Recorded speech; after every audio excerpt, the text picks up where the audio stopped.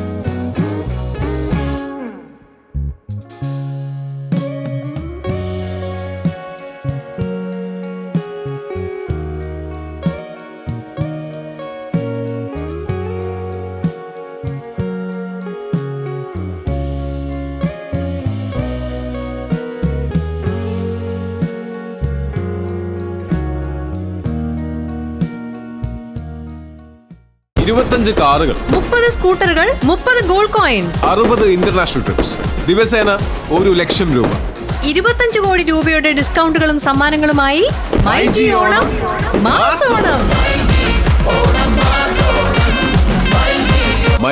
MyG future, experience the next.